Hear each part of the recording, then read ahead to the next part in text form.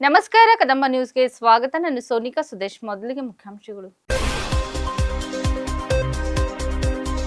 ಭಾಲ್ಕಿಯ ಮಾದರಿ ಪ್ರಾಥಮಿಕ ಶಾಲೆ ಕಾಮಗಾರಿ ಪರಿಶೀಲಿಸಿದ ಜಿಲ್ಲಾ ಉಸ್ತುವಾರಿ ಸಚಿವ.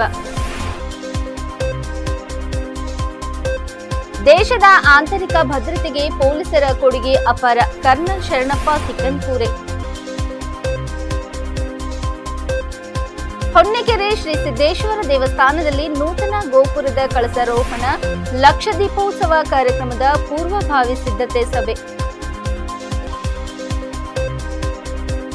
ಪಟಾಕಿ ಹೊಡೆಯುವಾಗ ಅವಘಡ, 7 ಮಕ್ಕಳು ಸೇರಿ ಹಲವರಿಗೆ ಗಾಯ. ಮಿಂಟೋ ಆಸ್ಪತ್ರೆಯಲ್ಲಿ 11ಕ್ಕೂ ಹೆಚ್ಚು ಕೇಸು. ಸುದ್ದಿಯ ವಿವರಗಳು.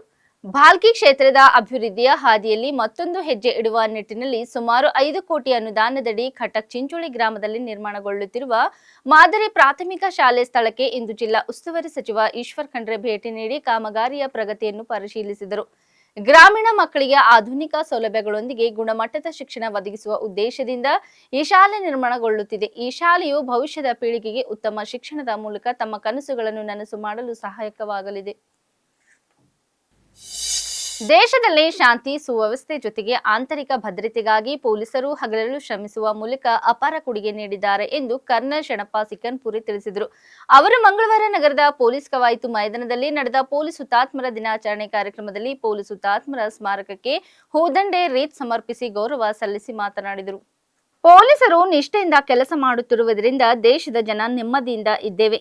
ಪ್ರತಿ ವರ್ಷ ಸಾವಿರಾರು ಪೊಲೀಸರು ಕರ್ತವ್ಯದ ಸಮಯದಲ್ಲಿ ಹುತಾತ್ಮರಾಗುತ್ತಾರೆ. ಅವರ ಸ್ಮರಣೆಯನ್ನು ಕೇವಲ ಒಂದು ದಿನಕ್ಕೆ ಸೀಮಿತಗೊಳಿಸಬೇಡಿ.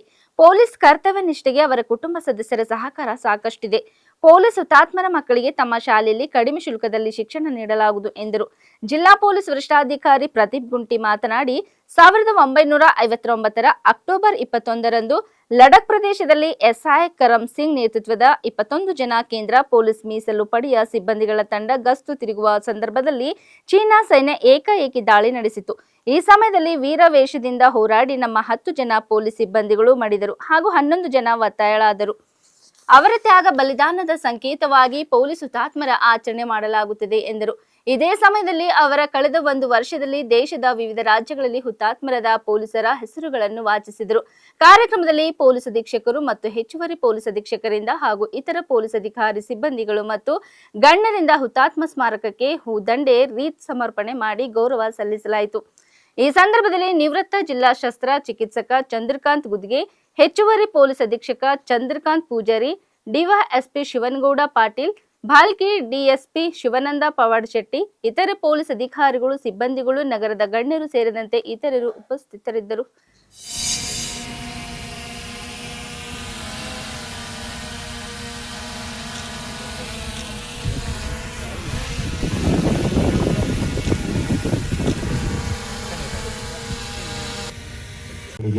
ಗೌರವ ವಂದನೆ.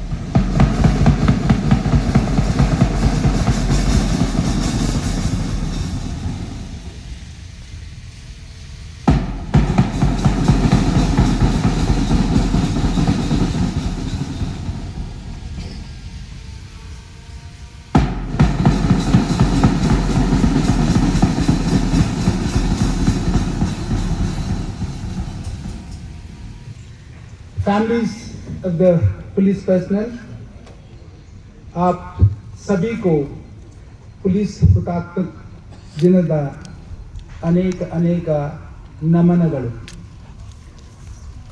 ಜೈ ಹಿಂದ್ ಎವ್ರಿಬಡಿ.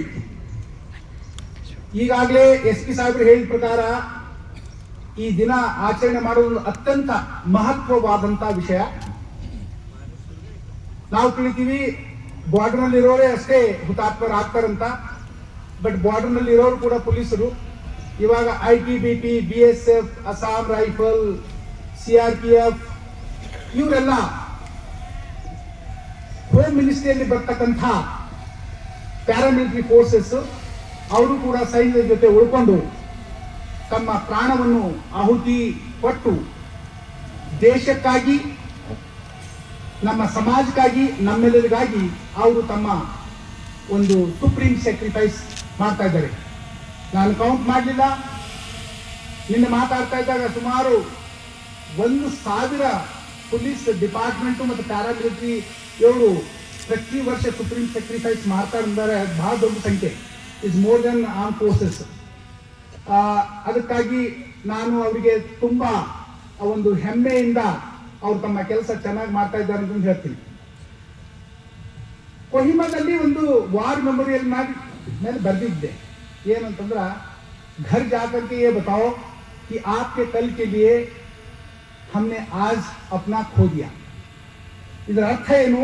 ನಾವೆಲ್ಲರೂ ಶಾಂತಿಯಿಂದ, ನಾವೆಲ್ಲರೂ ಒಂದು ನೆಮ್ಮದಿಯಿಂದ ಈ ಸಮಾಜದಲ್ಲಿ ಬಾಳಬೇಕು ಅಂದಿದ್ರೆ ಪೊಲೀಸರ ಒಂದು ಅತ್ಯಂತ ಮಹತ್ವವಾದ, ಅವ್ರ ದಿನ ಹಗಲು ರಾತ್ರಿ ಕೆಲಸ ಮಾಡ್ತಾ ಇದ್ದಾರೆ, ಅವರಿಂದಲೇ ಇದು ಸಾಧ್ಯ. ಅವ್ರದ್ದೊಂದು ಇಮೇಜು ಸಮಾಜದಲ್ಲಿ ಇರ್ತಕ್ಕಂಥ ನಿರ್ಬಂಧ ವ್ಯಕ್ತಿಗಳಿಗೆ ಪ್ರೊಟೆಕ್ಟ್ ಮಾಡೋದು, ನಿರ್ಬಲ ವ್ಯಕ್ತಿಗಳಿಗೆ ಪ್ರೊಟೆಕ್ಟ್ ಮಾಡೋದು, ಕಾನೂನಿಗೆ ಉಳಿಸಿಕೊಂಡು ಕಾನೂನಿನ ಧೈರ್ಯದಲ್ಲಿ ಇಳಿದು ಒಂದು ವ್ಯವಸ್ಥೆ ಮಾಡೋದು, ಆಮೇಲೆ ಅವರು ನಮಗೊಂದು ಖಾತ್ರಿ, ಒಂದು ಭರವಸೆ ಕೊಡೋದು, ಒಂದು ನಮ್ದು ಹ್ಯೂಮನ್ ರೈಟ್ಸ್ ಏನಿದೆ ಅದಕ್ಕೆ ಪ್ರೊಟೆಕ್ಟ್ ಮಾಡೋದು, ಇಂಥ ಎಲ್ಲ ಕೆಲಸ ಪೊಲೀಸರು ಮಾಡ್ತಾ ಇದ್ದಾರೆ. ಹಲವು ವಿಸ್ಮಯಗಳನ್ನು ಒಡಲಲ್ಲಿ ಇಟ್ಟುಕೊಂಡಿರುವ ಹೊನ್ನಿಕೆರೆ ಸಿದ್ದೇಶ್ವರ ದೇವಾಲಯವು ಬೀದರ್ ಜಿಲ್ಲೆಯ ಬೀದರ್ ತಾಲೂಕಿನ ಹೊನ್ನಿಕೆರೆ ಗ್ರಾಮದಲ್ಲಿ ಬೆಟ್ಟದ ಮೇಲೆ ನೆಲೆಗೊಂಡಿರುವ 1 ಶತಮಾನದಷ್ಟು ಹಳೆಯ ಸುಪ್ರಸಿದ್ಧ ದೇವಾಲಯವಾಗಿದೆ. ಈ ದೇವಾಲಯಕ್ಕೆ ನಮ್ಮ ರಾಜ್ಯ ಸೇರಿ ಆಂಧ್ರಪ್ರದೇಶ, ಮಹಾರಾಷ್ಟ್ರ, ತೆಲಂಗಾಣ ರಾಜ್ಯಗಳಿಂದಲೂ ಭಕ್ತರನ್ನು ಆಕರ್ಷಿಸುತ್ತದೆ. ದೇವಸ್ಥಾನದ ಅಭಿವೃದ್ಧಿಗಾಗಿ ನಾವೆಲ್ಲರೂ ಹಗಲಿರುಳು ಶ್ರಮಿಸುವುದು ನಮ್ಮೆಲ್ಲರ ಕರ್ತವ್ಯ ಎಂದು ಬೀದರ್ ದಕ್ಷಿಣ ಕ್ಷೇತ್ರದ ಶಾಸಕರಾದ ಡಾ ಶೈಲೇಂದರ್ ಬೆಲ್ದಾಳೆ ಅವರು ಹೇಳಿದರು. ಬೀದರ್ ದಕ್ಷಿಣ ಕ್ಷೇತ್ರದ ಸುಪ್ರಸಿದ್ಧ ಶ್ರೀ ಹೊನ್ನಿಕೆರೆ ಸಿದ್ದೇಶ್ವರ ದೇವಸ್ಥಾನದಲ್ಲಿ ನವೆಂಬರ್ 10, 11 ಮತ್ತು 12ರಂದು ನಡೆಯಲಿರುವ ನೂತನ ಗೋಪುರದ ಕಳಸಾರೋಹಣ ಹಾಗೂ ಲಕ್ಷ ದೀಪೋತ್ಸವ, ವಿಶ್ವ ಕಲ್ಯಾಣ, ಲೋಕ ಕಲ್ಯಾಣ, ಗ್ರಾಮ ಕಲ್ಯಾಣ ವಿಶೇಷ ಪೂಜೆ ಕಾರ್ಯಕ್ರಮದ ಪೂರ್ವಭಾವಿ ಸಿದ್ಧತೆ ಪ್ರಯುಕ್ತ ಇಲಾಖೆಗಳ ಅಧಿಕಾರಿಗಳೊಂದಿಗೆ ದೇವಸ್ಥಾನದ ಆವರಣದಲ್ಲಿ ಸಭೆ ನಡೆಸಿ ಮಾತನಾಡಿದರು. ಕಾರ್ಯಕ್ರಮದಲ್ಲಿ ಶ್ರೀಮದ್ ರಂಭಾಪುರಿ ವೀರಸಿಂಹಾಸನದೇಶ್ವರ ಶ್ರೀ ಶ್ರೀ ಜಗದ್ಗುರುಗಳವರ ದಿವ್ಯ ಸಾನ್ನಿಧ್ಯದಲ್ಲಿ ನಡೆಯಲಿರುವ ಈ ಭವ್ಯ ಕಾರ್ಯಕ್ರಮವನ್ನು ವಿಜೃಂಭಣೆಯಿಂದ ಆಯೋಜಿಸಲು ಎಲ್ಲಾ ರೀತಿಯ ಸಿದ್ಧತೆ ಮಾಡಿಕೊಂಡು ಭಕ್ತರಿಗೆ ಯಾವುದೇ ರೀತಿಯ ಅನಾನುಕೂಲ ಉಂಟಾಗದಂತೆ ಎಲ್ಲ ವ್ಯವಸ್ಥೆಗಳನ್ನು ಪೂರ್ಣಗೊಳಿಸುವಂತೆ ಅಧಿಕಾರಿಗಳಿಗೆ ಸೂಚನೆ ನೀಡಿದರು. ಗ್ರಾಮಸ್ಥರು ಸಹ ಸಹಕಾರ ನೀಡಬೇಕು ಎಂದು ಮನವಿ ಮಾಡಿದರು. ಎಷ್ಟೇ ಮುನ್ನೆಚ್ಚರಿಕೆ ನೀಡಿದರೂ ದೀಪಾವಳಿ ಹಬ್ಬದ ಸಂದರ್ಭದಲ್ಲಿ ಪಟಾಕಿ ದುರಂತದ ಪ್ರಕರಣಗಳನ್ನು ಪ್ರತಿ ವರ್ಷ ಸಂಭವಿಸುತ್ತವೆ. ಬೆಳಕಿನ ಹಬ್ಬ ದೀಪಾವಳಿಯಲ್ಲಿ ಹಲವರು ಶಾಶ್ವತವಾಗಿ ಕಣ್ಣು ಕಳೆದುಕೊಂಡಿದ್ದುಂಟು. ನಿನ್ನೆ ದೀಪಾವಳಿ ಹಬ್ಬದ ಮೊದಲ ದಿನವೇ ಪಟಾಕಿ ಹೊಡೆಯುವ ಭರದಲ್ಲಿ ಬೆಂಗಳೂರಿನಲ್ಲಿ 7 ಮಕ್ಕಳು ಸೇರಿದಂತೆ ಹಲವು ಜನರು ಗಾಯಗೊಂಡಿದ್ದಾರೆ. ಮಿಂಟೋ ಆಸ್ಪತ್ರೆಯಲ್ಲಿ 11ಕ್ಕೂ ಹೆಚ್ಚು ಮಂದಿ ಪಟಾಕಿ ಹೊಡೆದು ಕಣ್ಣು, ಶರೀರಕ್ಕೆ ಗಾಯವಾಗಿ ಚಿಕಿತ್ಸೆಗೆಂದು ಬಂದಿದ್ದಾರೆ. ಮಿಂಟೋ ಕಣ್ಣಿನ ಆಸ್ಪತ್ರೆಯಲ್ಲಿ 14 ವರ್ಷದ ಹಾಗೂ 12 ವರ್ಷದ ಮಕ್ಕಳಿಬ್ಬರು ಗಾಯಗೊಂಡು ಚಿಕಿತ್ಸೆ ಪಡೆದರೆ, ನಾರಾಯಣ್ ನೇತ್ರಾಲಯದಲ್ಲಿ 3 ವರ್ಷ, 4 ವರ್ಷ ಹಾಗೂ 14 ವರ್ಷದ ಮಕ್ಕಳು ಗಾಯಗೊಂಡು ಚಿಕಿತ್ಸೆ ಪಡೆದಿದ್ದಾರೆ. 5ರಲ್ಲಿ 2 ಸ್ವತಃ ಪಟಾಕಿ ಹಚ್ಚಿ ಗಾಯಗೊಂಡರೆ, ಇನ್ನುಳಿದ 3 ಹಚ್ಚಿದ ಪಟಾಕಿ ನೋಡುವಾಗ ಗಾಯಗೊಂಡಿರುವುದಾಗಿ ಮಿಂಟೋ ಕಣ್ಣಿನ ಆಸ್ಪತ್ರೆ ಡಾಕ್ಟರ್ ಶಶಿಧರ್ ಮಾಹಿತಿ ನೀಡಿದ್ದಾರೆ. ಮಹಾರಾಷ್ಟ್ರದ ನವಿ ಮುಂಬೈ ಟೌನ್ಶಿಪ್ನಲ್ಲಿರುವ ಬಹುಮಹಡಿ ವಸತಿ ಕಟ್ಟಡದಲ್ಲಿ ಸೋಮವಾರ ತಡರಾತ್ರಿ ಬೆಂಕಿ ಅವಘಡ ಸಂಭವಿಸಿದೆ. ಘಟನೆಯಲ್ಲಿ 6 ವರ್ಷದ ಬಾಲಕ ಸೇರಿ 4 ಮೃತಪಟ್ಟಿದ್ದು 10 ಮಂದಿ ಗಂಭೀರವಾಗಿ ಗಾಯಗೊಂಡಿದ್ದಾರೆ ಎಂದು ಪೊಲೀಸರು ತಿಳಿಸಿದ್ದಾರೆ.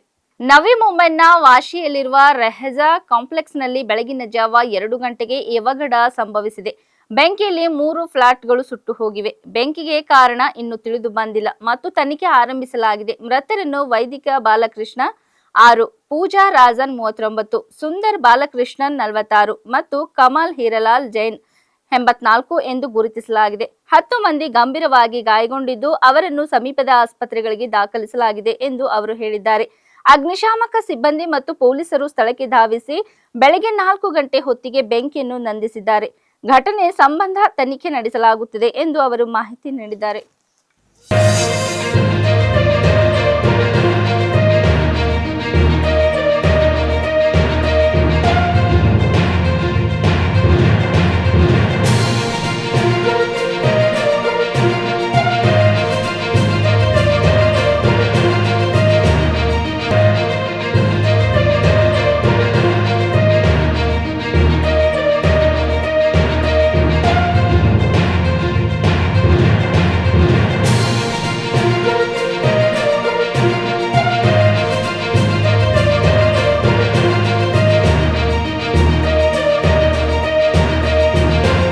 ये 12:30 बजे अचानक आग लग गई 10वें फ्लोर पे, तो 11वां और 12वां फ्लोर तक गई। उसमें से टोटल मिल के 14 लोग जख्मी हो गए और उसमें से 4 लोग डेड हो गए।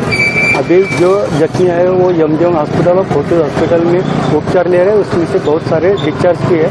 यहाँ की आग पूरी बुझ गई। आग किस वजह से लगी कुछ पता चला?